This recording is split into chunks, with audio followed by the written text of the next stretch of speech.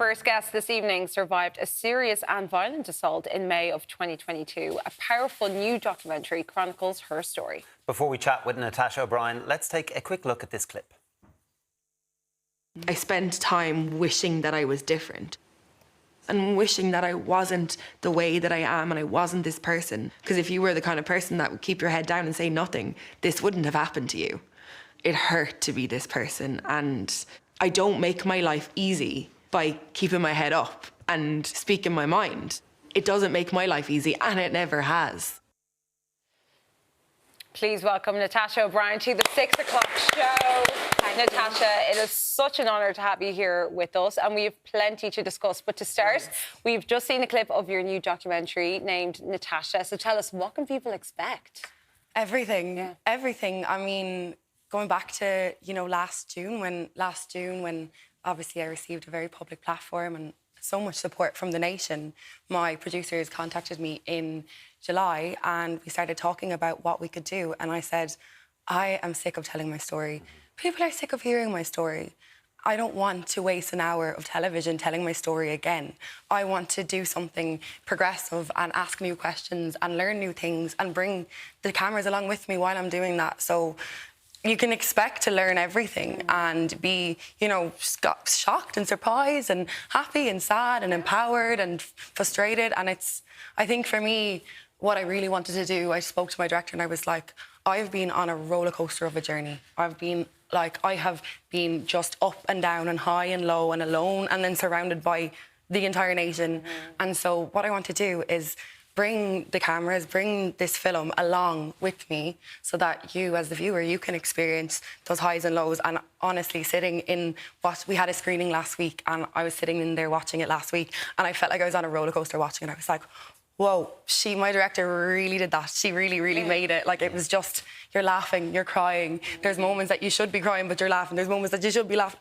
It's just beautiful, and I'm really proud of it. Because, for many people, they would try and, bury themselves away and just hide and forget about this. So it's actually a very brave thing for you to do. So why was it for you personally important to make the documentary? Well, I really do bury myself away, and I think that, saying that that was why it was so important for me to make this documentary, because, I've been platformed and I've been gotten so much coverage over last summer, and you see the 10%. You see me sitting here on this couch being like, oh yeah, and I'm chatting but you don't see me rotting in bed 90% of the time, and you don't see the fact that being here today takes 100% of me. And so, but it's only 10%. And so that's why it was so important for me to do it, because I have so many people coming up to me, like survivors, people that, they're like, oh my God, I would never be able to do that. And then people that are saying, if that ever happened to me, I'd never be able to. And I'm like, I'm not fearless. I'm not this badass that has that knows what I'm doing. I'm terrified. I just do it anyway. And that's what I wanted to show on the screen, that I'm not perfect. I have so many flaws. I mess up. I fight with my mom, and you see that in the documentary too. It's lovely. Yeah. It's real, but it's real, and that's what it is. Showing that and saying, hey, I don't get it right all the time, but I try goddamn hard to get it right, and that's all we can do. Well, like you say, being a survivor is complex, and you get really deep and personal to an extent where you even let the cameras in and film a counselling session that you had. Was that hard, getting to that level of vulnerability, especially in public?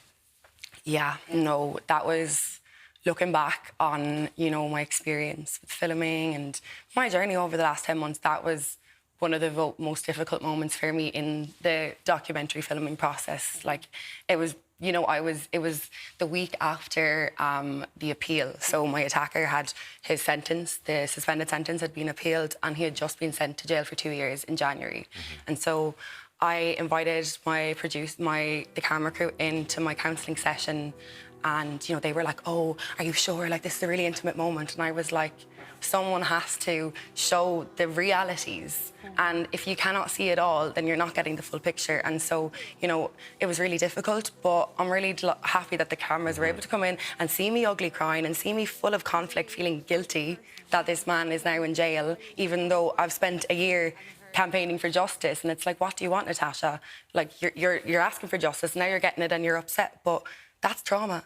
and that's victims, and it's survivor guilt. And so it's important that we share these things, because it's something that I'm embarrassed. I was embarrassed that I felt guilty. I shouldn't feel guilty. I should feel relieved, but I do. I don't feel happy. And so, you know, I wanted to show that reality, that it's not black and white. It is so grey. And the grey area is so important. Yeah. And you just mentioned there about survivor guilt. And you talk about this in the documentary, about your feelings towards your attacker, you know, over the past 2-3 years. How are you feeling about him now? It is really complex. And while, like, you know, I have had a lot of focus on, you know, what's happened to me in the past. Like, you know, I really, like, it is difficult because I was speaking up because I felt I had been really wronged by the justice system. And the justice system hadn't done their job to protect me and to support me correctly, and had overlooked me and made me feel worthless, especially in that sentencing last year, when his job was given more importance than my entire life that had been destroyed. And so, you know, I kind of have this feeling that I'm speaking up for the system, for victims. I'm not trying to lead this villain-like campaign against you, and I'm not trying to, you know, harm your image. Like, there's a much bigger picture. There's a bigger picture, and so I feel bad that he has gotten caught in the crossfire, because there are many other violent perpetrators out there that have been able to hide under the carpets, and unfortunately, he got very unlucky with the victim he chose. Well, you talk about the justice system, so we have to talk about the political element as well in this documentary, because there is one. What needs to be done on a political level to help survivors and to make sure something like this negligence doesn't happen again? Yeah, it's really unfortunate, because I remember 12 months ago I was like, we need change now. And then I got to meet lots of TDs and politicians, and, you know, I have Ivana Bacik, Labour's deputy, in my documentary, because she practiced as a barrister for years before going into politics. And so, you know, her experience as a barrister really shaped her perception of the law and how she saw all the changes that needed to be made. And from that relationship, I've really learned that it's a marathon, unfortunately, and you just have to keep chipping away. You can't change overnight, but it is really important that we continue to push for these changes, because if we all turn around and forget about it, like if I had just spoken up, shared my story, and then said, okay, bye, like, we wouldn't be here talking today about further changes. And, you know, some people don't want me to keep popping up, they're like, okay, I heard it the first time. I'm fed up of it now. You know, I felt sorry for her, but this is a bit much. But it's not a bit much, because we haven't seen those changes yet. So we just need to keep pulling each other up. And I think as well, sometimes with change, it can feel like one step forward, 2 steps back, but you're continually moving forward, which is the point. Now, on the night of the incident itself, you intervened when you heard homophobic slurs being shouted at a man. And it feels quite timely that the documentary is coming out tomorrow. Obviously, it's Pride weekend here in Dublin. Natasha is coming out in Pride. Imagine, wow.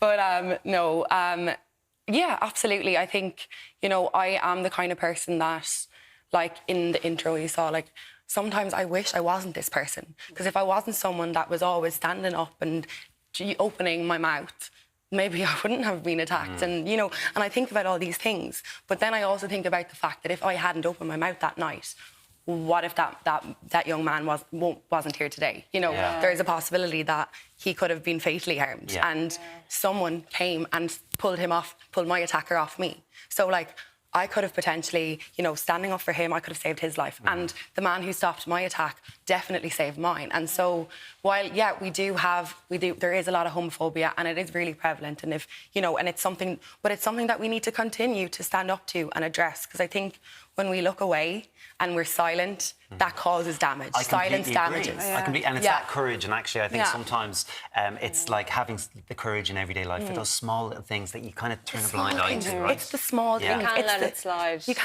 can't, because when it slides, it turns into a landslide, you know? And so it's all the little things. It's not plastering yourself on national television. Like, I'm not asking you to do that. I'm just asking you, if you see someone, you know, with a little, with expressing homophobia or misogyny or sexism, just tell them, come on now, and we're in the 21st century, babes. They're little things that we all know are wrong, right? You don't have to be taught. You just know inside you. Yeah. Now, listen, you were also subject to a lot of online bullying. How did you deal with that? That must have been awful. Oh, my goodness. It was just eye-opening. Like, I was there after being, you know, a victim of a serious crime, and all I was trying to do was raise awareness and ask that victims be treated with more respect. And I had people being like, oh, I understand why he hit her. Oh, she's such a loud mouth. Like, all these things, like, people going like, oh, she's such an attention seeker. And I'm like, look, if this happened to you, you'd be looking for attention about it too, because you wouldn't want anyone else to have to go through that. So, yeah, look, so I kind of look at that and I'm like, you're kind of just proving my point. Like, I am looking for attention because this is something that needs attention. Absolutely. And I'm not going to go away until it's dealt with. And it will take a long time for it to be dealt with, so get used to me. Well, I know. I hope you know this, though, but, like, you are giving so many people power by yourself continuing to speak out. It's been a roller coaster of a journey since May of 2022. How are you doing now? Yeah, I've been knocked down more times than I can get up, but no, I've just kind of decided that I'm not going to shrink myself for anyone. And, you know, we're all so valuable, and every human being is so valuable, and we all have worth, and nobody's more important than another person, and nobody deserves disrespect or abuse. And so I just feel like, you know, because I'm doing this and it's helping people and people really appreciate that I haven't given up, it just keeps me feeling like I can keep going, you know. Where does that strength come from? Oh my God, I haven't a clue. Maybe it's come from, I suppose I was really badly bullied in school. So I think like that has built up a resilience that as a child I was like, why me? Why am I so annoying? Why do people, like, why am I so intolerable? I wish I was just fitted in. And now I'm like, I'm so happy I stand out. And I think more people should pride themselves in standing out. And, you know, like this, we shouldn't try to fit into this world. We should be standing out in this world. And that's what I'm doing, unapologetically. Love it. Don't put me in a box. Unapologetically. Natasha O'Brien, thank you so much for joining us on the 6 o'clock. Yes. Best of luck with the doc. Yeah, what a moment.